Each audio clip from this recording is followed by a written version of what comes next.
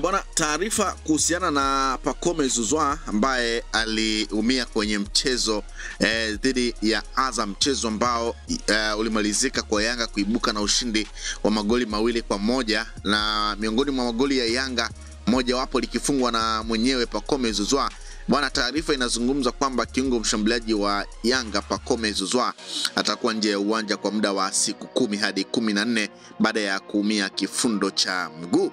Bwana, Pacome aliumia kwenye mchezo wa ligi kuu dhidi ya Azam kama ambavyo nimekutaarifu. Baada ya kugongana na Yahya Zaidi katika mchezo huo, timu yake iliibuka na ushindi wa mabao 2-1 yakiwekwa kambani, naye akifunga moja na jingine la Prince Dube, huku bao la kufutia machozi la wenyeji Azam FC likifungwa na Lusajo Maikenda. Kiungo huyo hakumaliza mchezo huo baada ya kuumia, huku daktari wa timu hiyo Moses Itutu akitoa taarifa kuwa kiungo huyo ameumia kifundo cha mguu. Pacome aliumia kifundo cha mguu, na nukuu maneno ya Moses Itutu: Pacome aliumia kifundo cha mguu, matarajio atakuwa nje kwa siku 10 hadi 14. Maendeleo yake ni mazuri akizingatia maagizo tuliyompatia kwa kuhakikisha anapumzika kwa wakati, anaweza akawahi au kuchelewa zaidi ya muda huo. Ni mara ya pili kwa kiungo huyo kupata shida kama hiyo, na kwenye mchezo dhidi ya Azam kama ilivyotokea msimu uliopita ambapo aliumia pia kifundo cha mguu kwenye mchezo wa ligi hiyo, timu yake ikiambulia kichapo cha magoli 2-1. Kwa hiyo ni taarifa ya Yanga kuhusiana na maendeleo ya Pacome Zouzoua, kwamba huenda Pacome akakosekana takriban siku 10 hadi 14. Sasa kuumia kwa Pacome Zouzoua kumeendelea kuongeza majeruhi ndani ya klabu ya Yanga. Tunafahamu pia ametoka kuumia Khalid Aucho, na tuliona pia matibabu yake, lakini pia tukaelezwa na daktari ni kwa muda gani pengine anaweza akawa nje. Sasa baada ya Khalid Aucho amefuata Pacome Zouzoua, na unaweza kuona kwamba wachezaji wote ambao wameumia ni wale wachezaji ambao wako kwenye kile kikosi cha first 11, kikosi cha kwanza kabisa cha Milodi Hamdi. Kwa hiyo unaweza kuona ni moja kati ya pigo jingine ambalo Yanga wanalipata, lakini pia tunafahamu kwamba bado mpaka sasa mchezaji Yao Kwasi, beki wa pembeni, bado pia licha ya taarifa kutoka kwamba tayari ameshakwisha kuungana na timu ya Yanga na ameendelea kufanya mazoezi, lakini bado hajaonekana. Na tumeona pia hata kwenye mchezo wa robo finali ya kombe la CRDB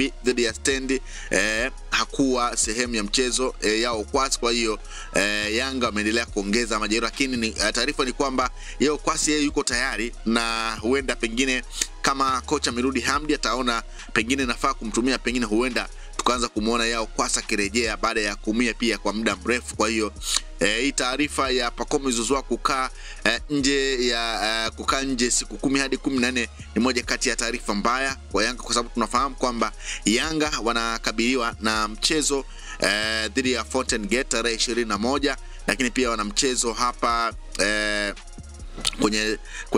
kwenye kombe la CRDB hatua ya nusu finali wakienda kuvana na JKT Tanzania. Lakini pia tunafahamu kuna michuano ya muungano ambayo inakwenda kutimua vumbi pia kuanzia tarehe 23. Kwa hiyo unaweza kuona ni kwa namna gani ambavyo Yanga wameendelea kuongeza majeruhi, na pengine huenda sasa hali hii ikatoa wakati mgumu sana kwa Milodi Hamdi kuona ni kwa namna gani pengine anaweza akakitengeneza kikosi chake. Lakini tunafahamu kwamba moja kati ya vilabu ambavyo vimeendelea kuwa na wachezaji bora, na licha kutokuonekana ama wengi kutokucheza, lakini pindi wanapopewa nafasi tumeona kila ambacho wanakionyesha.